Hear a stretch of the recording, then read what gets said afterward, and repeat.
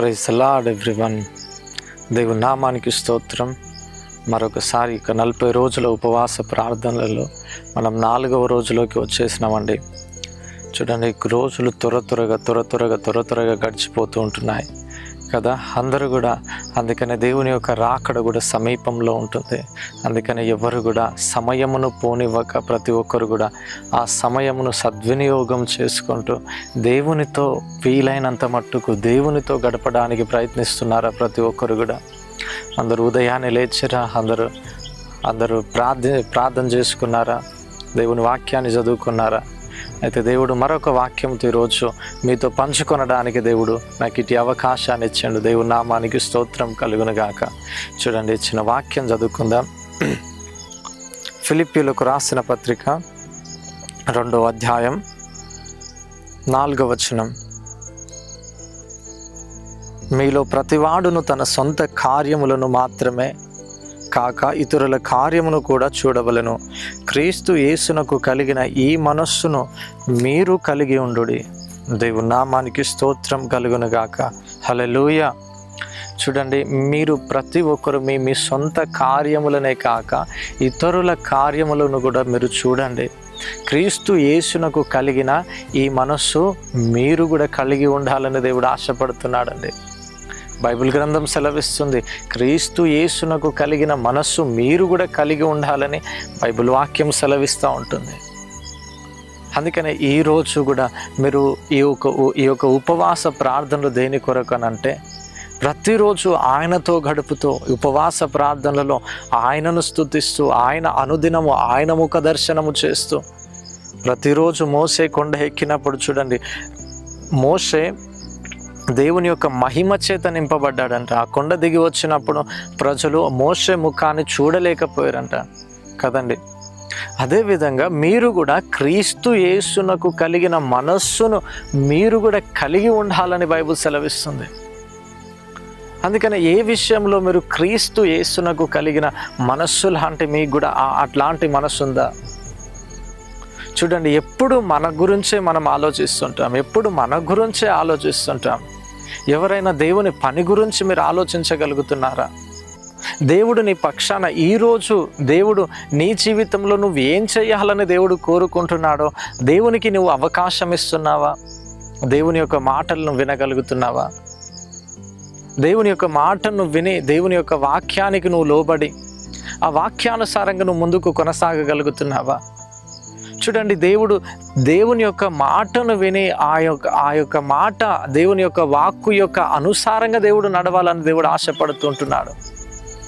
చూడండి, ఆదాముకు దేవుడు ఒక ఆజ్ఞనిచ్చినప్పుడు దేవుడు చెప్పిన ఆ మార్గంలో ఆదామును నడవమని దేవుడు ఆజ్ఞాపించాడు.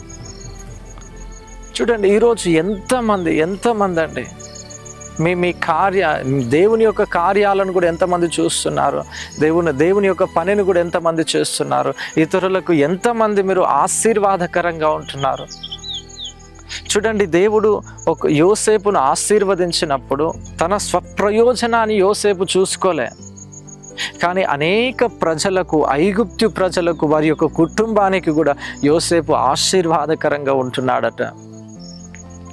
అందుకని మీరు కూడా దేవునికి ప్రతిరోజు అనేకులకు ఆశీర్వాదకరంగా ఉంటూ దేవుని యొక్క పనిలో పాలి భాగస్థులుగా మీరు కూడా ముందుకు కొనసాగుతున్నట్లయితే దేవుడు ఖచ్చితంగా మీ జీవితంలో గొప్ప కార్యములు చేస్తూ ముందుకు నడిపిస్తాడు.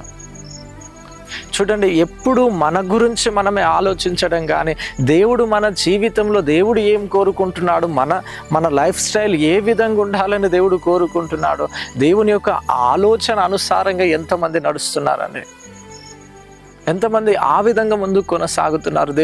దేవుడు ఆయన అంటున్నాడు, నేనే మార్గమును, నేనే సత్యమును, నేనే జీవమును.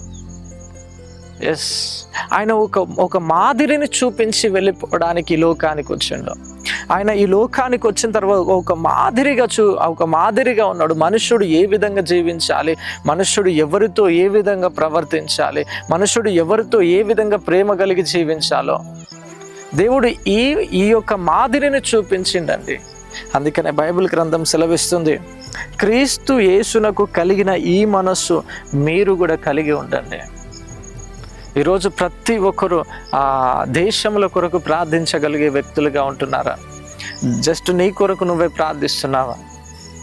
మన అధికారుల కొరకు ప్రార్థించగలుగుతున్నారా? మన ప్రధానుల కొరకు ప్రార్థించగలుగుతున్నారా?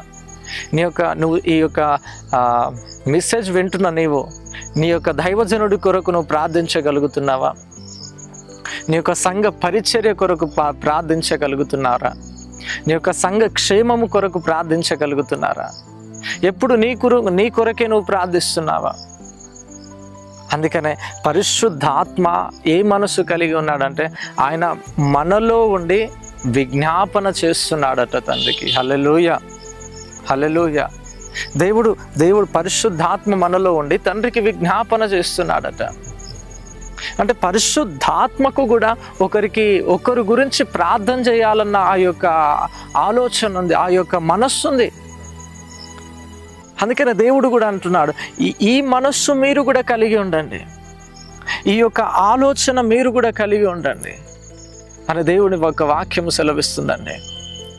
అందుకనే మీరు కూడా ఇతరులకు మీరు ఆశీర్వదించబడి ఇతరులకు మీరు ఆశీర్వాదకరంగా ఉండాలని దేవుడు ఆశపడుతున్నాడు. యోసేపును దేవుడు ఆశీర్వదించడం కాదు, దేవుడు యోసేపును ఆశీర్వదించిన తర్వాత అనేకులకు యోసేపు ఆశీర్వాదకరంగా ఉన్నాడు. దావీదును దేవుడు ఆశీర్వదించిన తర్వాత దావీదు కూడా అనేకులకు ఆశీర్వాదకరంగా ఉంటున్నాడు.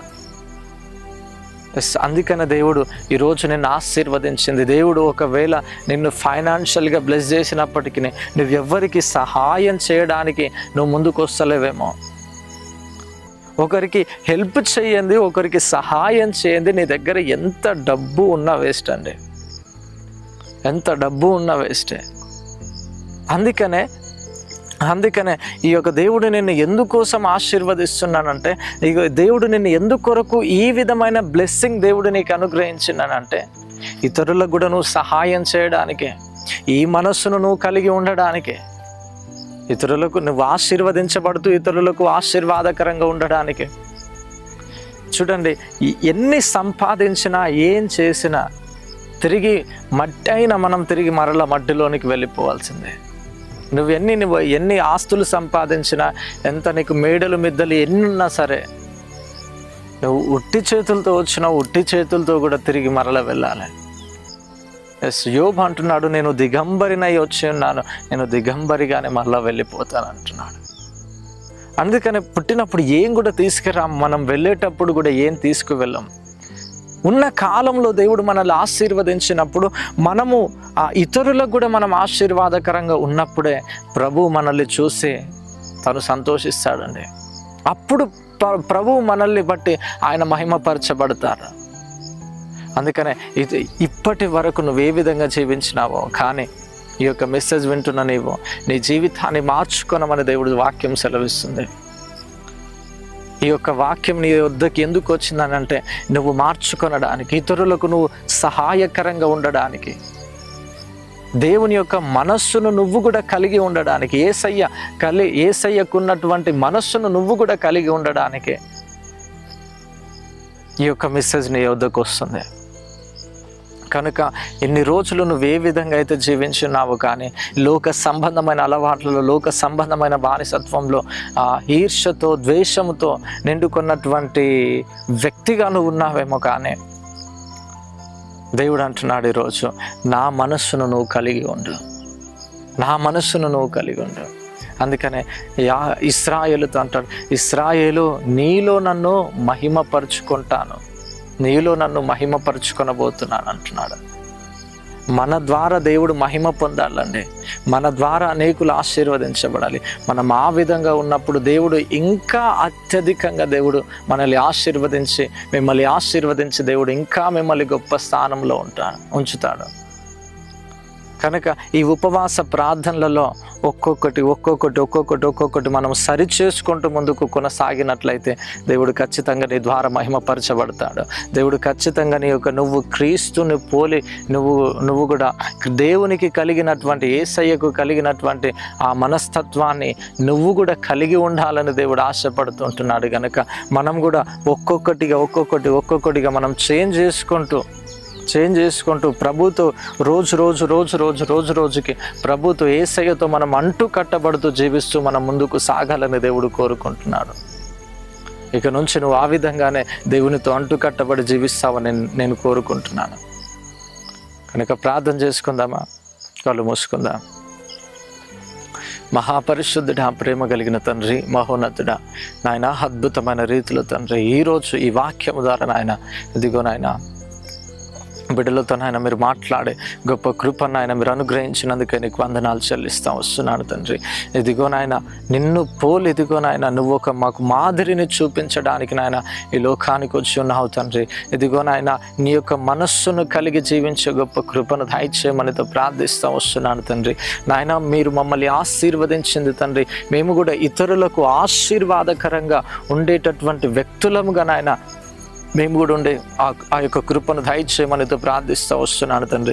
ఆయన ఈరోజు తండ్రి ఎంతమంది బిడ్డలు ఇదిగో నాయన ఈ యొక్క మెసేజ్ వింటున్నారు తండ్రి. ఇదిగో నాయన ప్రతి ఒక్కరి యొక్క వారి యొక్క హృదయాలను ఆయన మీరు సరిచేసి ప్రతి దినం ఇదిగో నాయన ఈ యొక్క 40 రోజుల ఉపవాస ప్రార్థనలలో ఇదిగో నాయన రోజుకి ఇదిగో నాయన నీకు మేము సమీపంగా వచ్చే గొప్ప కృపను దయచేయమనితో ప్రార్థిస్తూ వస్తున్నాను తండ్రి.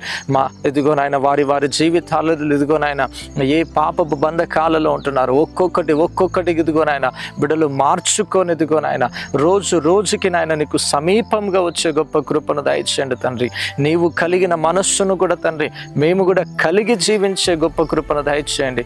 ఈ యొక్క మెసేజ్ వింటున్న బిడ్డలు కూడా తండ్రి ఇదిగో నాయన నీవు కలిగిన మనస్సు తండ్రి వారు కూడా ఇదిగో నాయన కలిగి ఉండే గొప్ప కృపను దయచేయమనితో ప్రార్థిస్తూ వస్తున్నాను తండ్రి.